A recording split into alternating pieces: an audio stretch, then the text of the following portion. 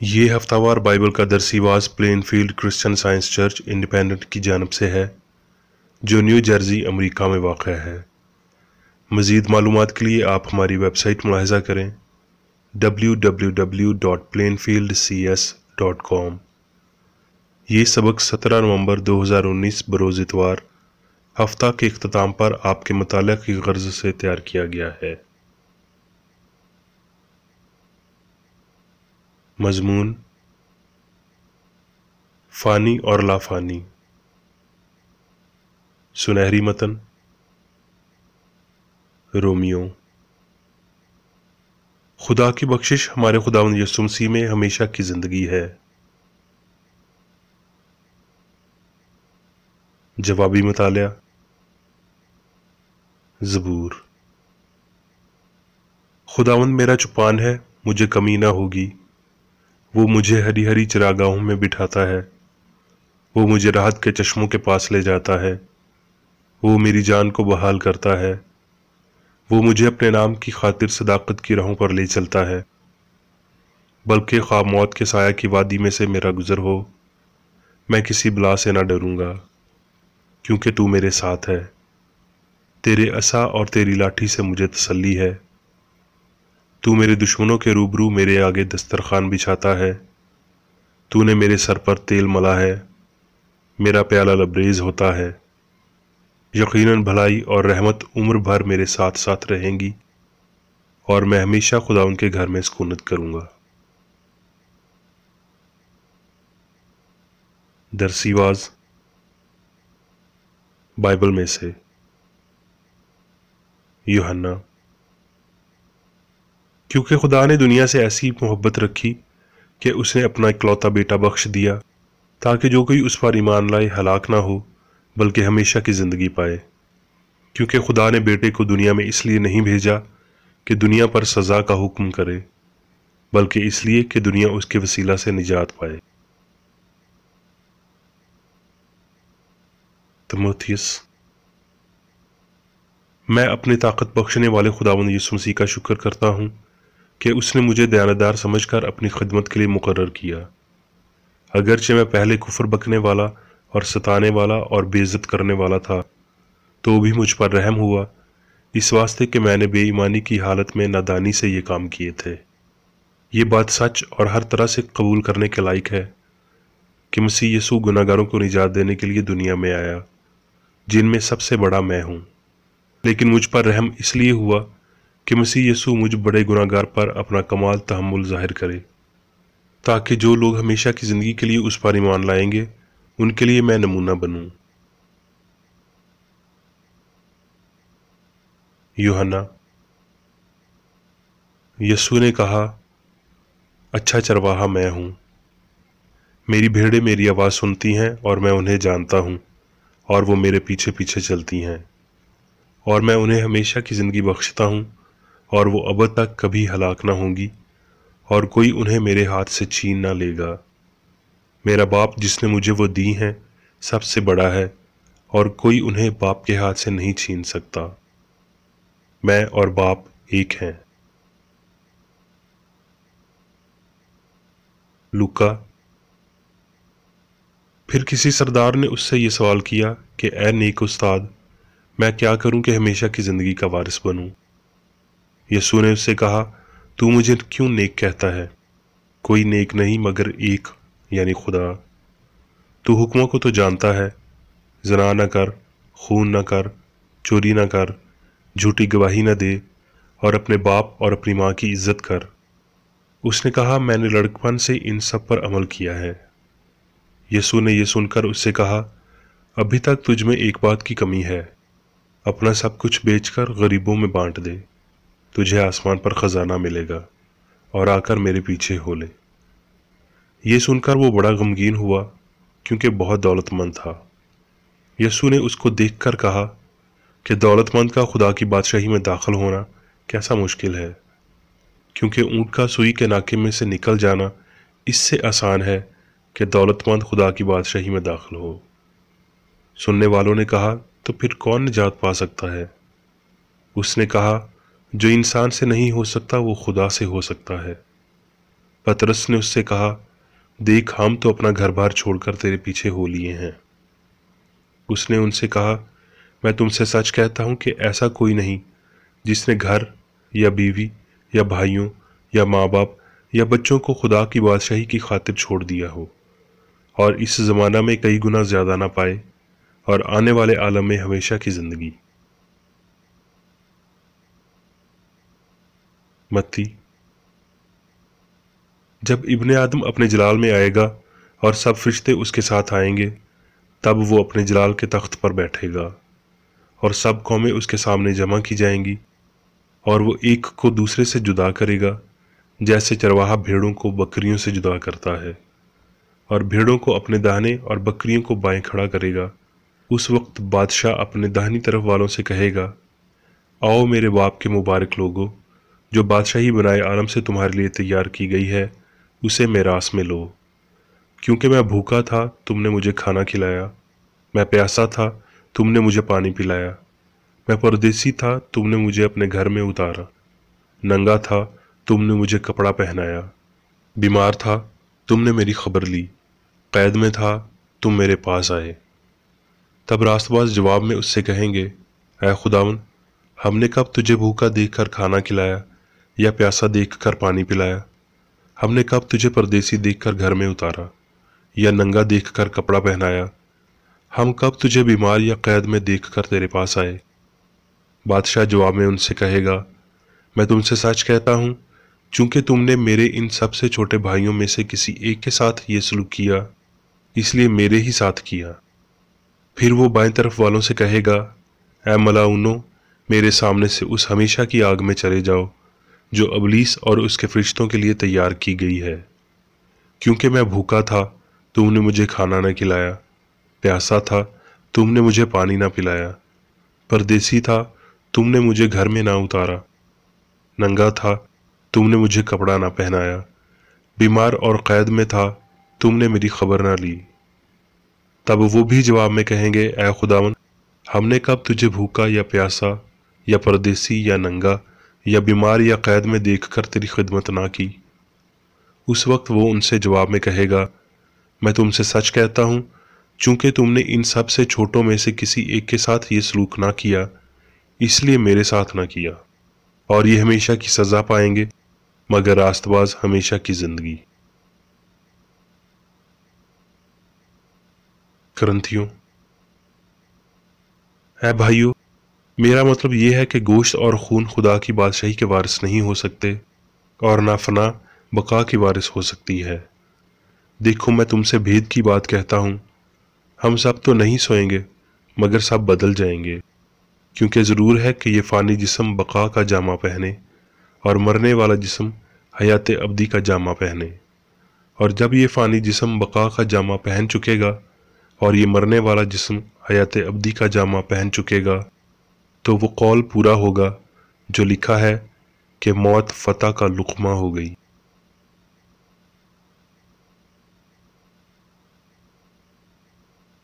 अब मैं मेरी बेकर एडी के तहरीर करदा क्रिश्चियन साइंस की दरसी किताब साइंस और सेहत आयात की कुंजी के साथ में से ली गई तहरीरें पढ़ूंगा।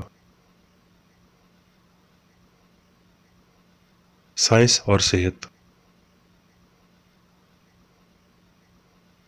क्रिश्चियन साइंस में हकीकी इंसान पर खुदा यानी अच्छाई हुकूमत करती है, ना कि बदी, और इसीलिए वो फ़ानी नहीं बल्कि लाफानी है।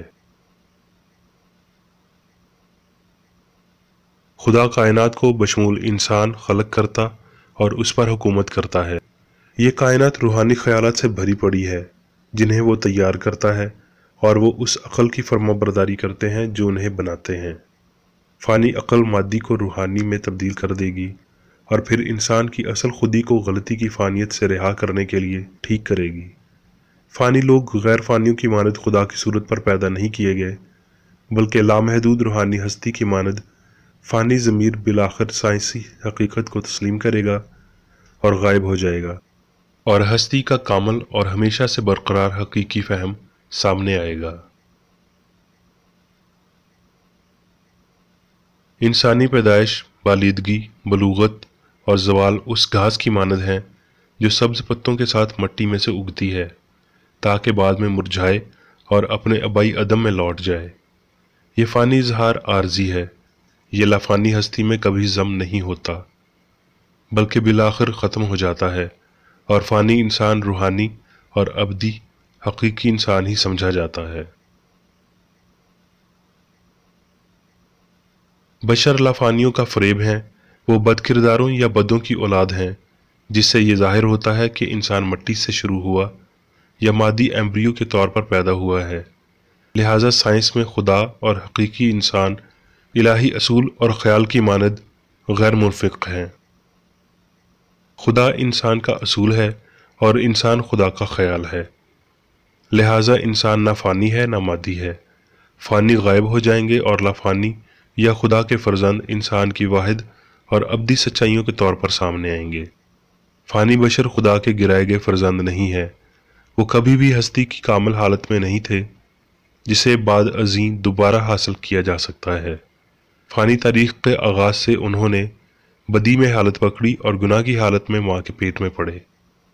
آخرکار فانیت غیر فانیت کے باعث ہڑپ کر لی جاتی ہے۔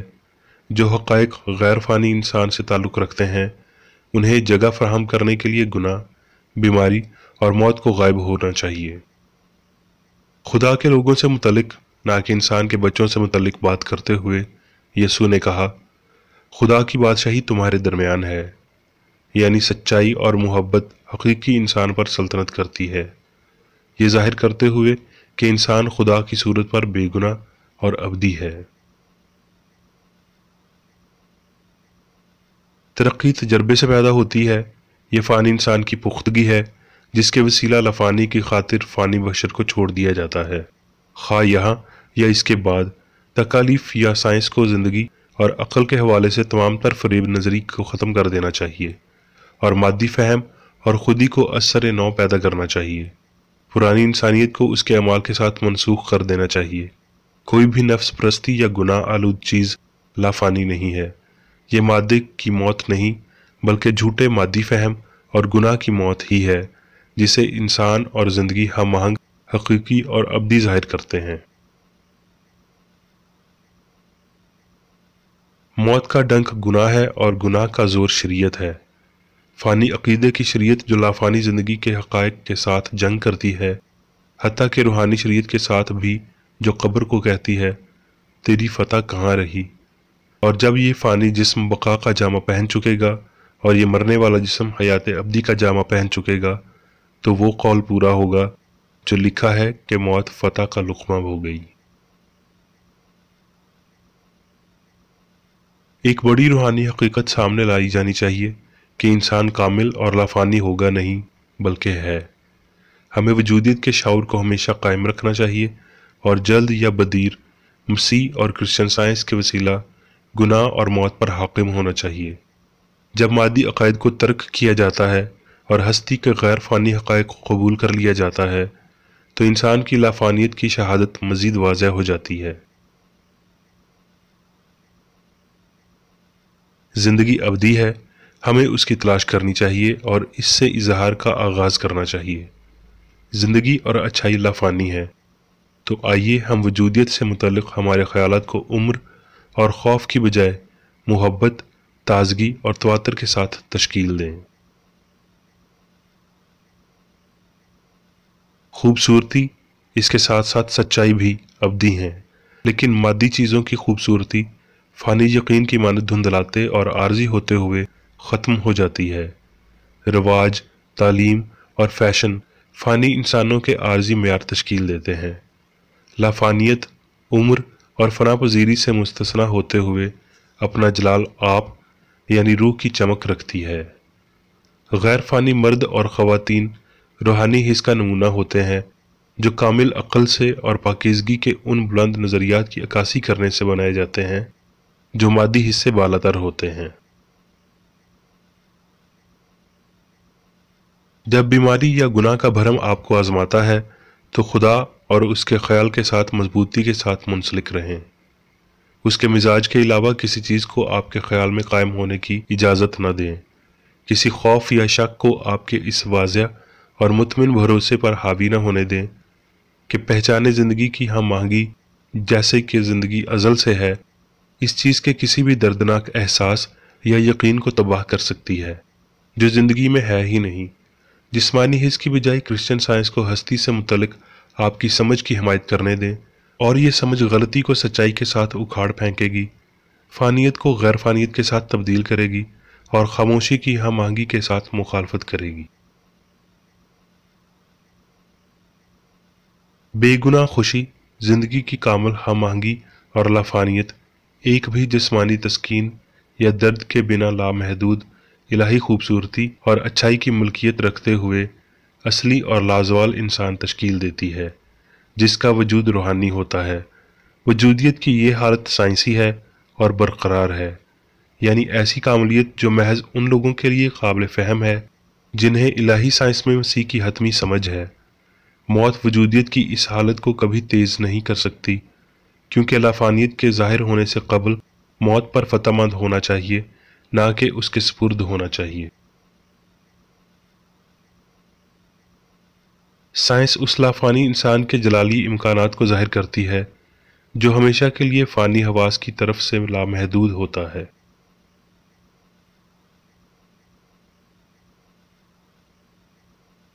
اب میں میری بیکر ایڈی کی جانب سے چرچ مارول میں دیے گئے روزانہ کے 3 فرائض پڑھوں گا۔ روزانہ کی دعا۔ اس چرچ کے ہر رکن کا یہ فرض ہے کہ ہر روز یہ دعا کرے: تیری بادشاہی آئے، الہی حق، زندگی اور محبت کی سلطنت مجھ میں قائم ہو، اور سب گناہ مجھ سے خارج ہو جائیں، اور تیرا کلام سب انسانوں کی محبت کو وافر کرے اور ان پر حکومت کرے۔ مقاصد اور اعمال کا ایک اصول۔ نہ کوئی مخالفت، نہ ہی کوئی محض ذاتی وابستگی مادری چرچ کے کسی رکن کے مقاصد یا اعمال پر اثر انداز ہونے چاہیے۔ سائنس میں صرف الہی محبت حکومت کرتی ہے، اور ایک مسیحی سائنسدان گناہ کو رد کرنے سے حقیقی بھائی چارے، خیرات پسندی اور معافی سے محبت کی شیریں آسائشوں کی عکاسی کرتا ہے۔ اس چرچ کے تمام اراکین کو سب گناہوں سے، غلط قسم کی پیشن گوئیوں، منصفیوں، مذمتوں، اصلاحوں، غلط تاثرات کو لینے اور غلط متاثر ہونے سے آزاد رہنے کے لیے روزانہ خیال رکھنا چاہیے اور دعا کرنی چاہیے۔ فرض کے لیے چوکسی۔ اس چرچ کے ہر رکن کا یہ فرض ہے کہ وہ ہر روز جارحانہ ذہنی آرا کے خلاف خود کو تیار رکھے، اور خدا اور اپنے قائد اور انسانوں کے لیے اپنے فرائض کو نہ کبھی بھولے اور نہ کبھی نظر انداز کرے۔ اس کے کاموں کے باعث اس کا انصاف ہوگا، وہ بے قصور یا قصوروار ہوگا۔